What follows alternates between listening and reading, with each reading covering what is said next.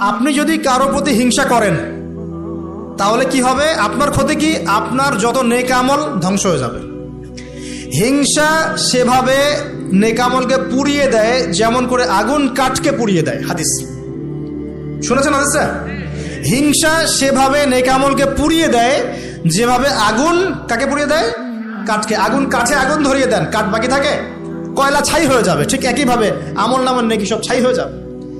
আর যদি আপনাকে কেউ হিংসা করে, ঈর্ষা করে, মানে ঈর্ষা না, হিংসা করে এবং আপনার দিকে বদনজর দেয়, হ্যাঁ, আপনার ক্ষতি চায়, আপনার সাথে কুফুরি করে ইত্যাদি, তাবিজ কবজ করে, তখন আপনারও ক্ষতি হতে পারে।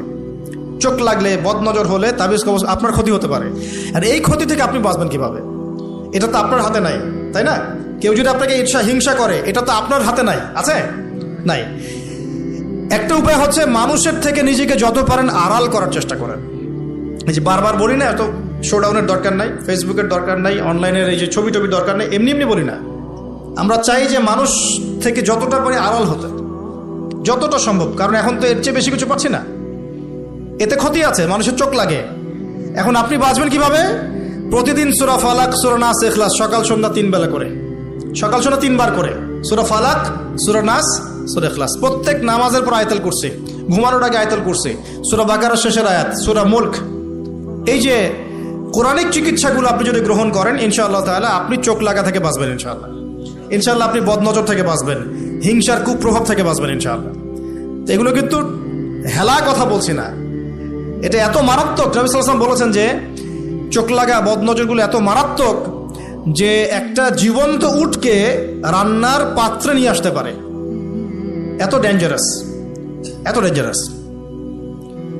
তো হিংসা করবেনও না, হিংসার শিকারও যেন না হন। এই জন্য সূরা ফালাককে বেশি বেশি তিলাওয়াত করবেন। কুল আউযু বিরাব্বিল ফালাক মিন শাররি মা খালাক ওয়া মিন শাররি গাসিকিন ইযা ওয়াকাব ওয়া মিন শাররিন নাফাসাতি ফিল উকাদ ওয়া মিন শাররি হাসিদিন ইযা হাসাদ। আমি হিংসুকের হিংসা থেকে আল্লাহ তোমার আশ্রয় চাচ্ছি যখন সে হিংসা করে।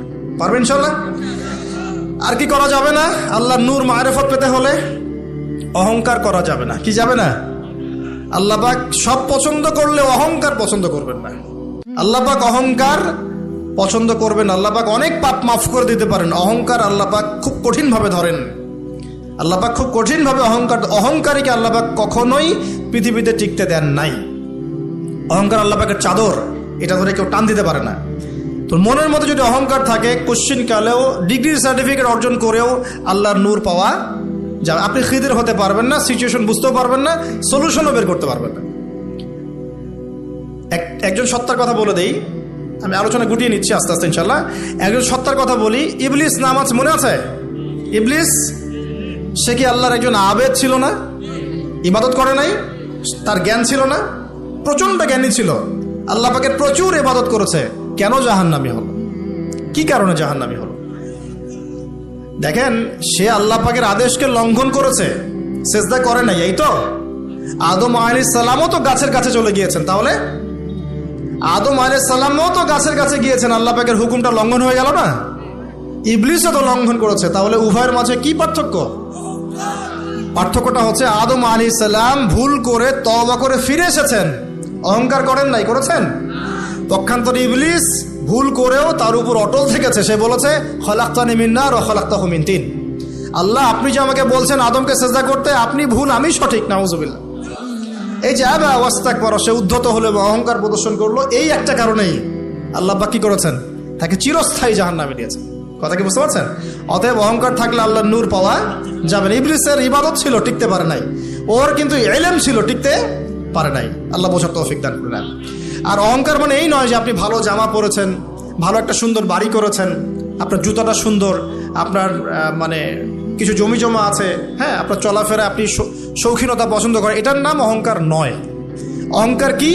অহংকার হচ্ছে মাতরুল হক ওয়া গামতুন নাস, সত্য যেটা আল্লাহর পক্ষ থেকে, সত্য বিধানটাকে অস্বীকার করা এবং মানুষকে তুচ্ছ তাচ্ছিল্য করা, এই হলো অহংকার। মনে থাকবে? অহংকার কি? সত্যকে প্রত্যাখ্যান করা এবং মানুষকে কি করা? তুচ্ছ তাচ্ছিল্য করা। একজন মুমিন ভাইয়ের খারাপ হওয়ার জন্য এতটুকু যথেষ্ট যে সে আরেকজন মুমিন ভাইকে তুচ্ছ তাচ্ছিল্য করছে। এখন এই সোশ্যাল মিডিয়াতে এটা হয় না? সোশ্যাল মিডিয়া মানেই হচ্ছে যাকে পাও ধুয়ে দাও একদম, মানে এর মধ্য দিয়ে দিনের কি যে খেদমত করতেছে আল্লাহ ভালো জানে। অথচ আপনি তারে বসায় দেন এসব চেয়ারে, দেখেন কয়টা লাইন বলতে পারে এখানে বসে, 2টা হাদিস মুখস্থ করতে দেন, 40টা আয়াত মুখস্থ করতে দেন, দিনের জন্য একটা বই লিখতে দেন। মানে এখন দেখবেন এমন একটা যুগ চলছে, যারা কাজ করে ওরা বেশি সমালোচনার শিকার হয়, যে কাজ করে না ওর কোনো সমালোচনাই নাই। অন্তরটা পবিত্র হবে ইনশাআল্লাহ আজ্জা ওয়া জাল। হিংসা করা যাবে না, আল্লাহ নূর পেতে হলে অহংকার করা যাবে না। 3 নম্বর একটা জিনিস বলে দেয়, কি করা যাবে না? কাউকে অপবাদ দেওয়া যাবে না। কাউকে কোনো মিথ্যা অপবাদ দিলে অন্যের হকে আপনি দায়গ্রস্ত হয়ে যাবেন, তখন অন্যের হকের দায়গ্রস্ততা পূরণ করতে আল্লাহর কাছে আপনাকে কঠিন বিচারের সম্মুখীন হতে হবে। অন্যের উপর অপবাদ দিলে, অন্যের নামে গীবত করলে এবং সমালোচনার অপসংস্কৃতির চর্চা করতে থাকলে আল্লাহর নূর পাওয়া যাবে না। 4 নম্বর কি? 4 নম্বর পরশ্রী কাতরতা। অন্যের সুখ দেখে, উন্নতি দেখে, অগ্রগতি দেখে আপনার সহ্য হয় না, জলে। ঠিক আছে, এইরকম মিন মাইন্ডেড মানে ছোট লোকের মনোভাব থাকলে কোশ্চিনকালে আল্লাহ নূর কলবে আসবে না। আর 5 নম্বরটা হচ্ছে মানুষের প্রতি দয়ালু হতে হবে। কি হতে হবে? দয়ালু। দয়ালু মানে কি? যে সবাইকে আগে নিজের ভাই মনে করতে হবে। একজন ব্যক্তি পলিটিশিয়ান হোক, মিলিটারি সেক্টরে থাকুক, পুলিশ হোক, বিজিবি হোক, আনসার হোক, সাধারণ মানুষ হোক, যুবক যুবতী, কিশোর কিশোরী যেই হোক, এদেশের সবাই আমার আপন ভাইয়ের মতো, সবাই আমাদের ভাই, সবাই মুসলিম ভাই। হ্যাঁ, ওদের মধ্যে মাযহাবী পার্থক্য থাকতে পারে, তরিকার পার্থক্য থাকতে পারে, পলিটিক্যালি পার্থক্য থাকতে পারে, মতাদর্শের পার্থক্য কি থাকতে পারে না? থাকতে পারে। সবার মত কি একরকম হতেই হবে? কিন্তু তারা সবাই আমার মুসলিম ভাই।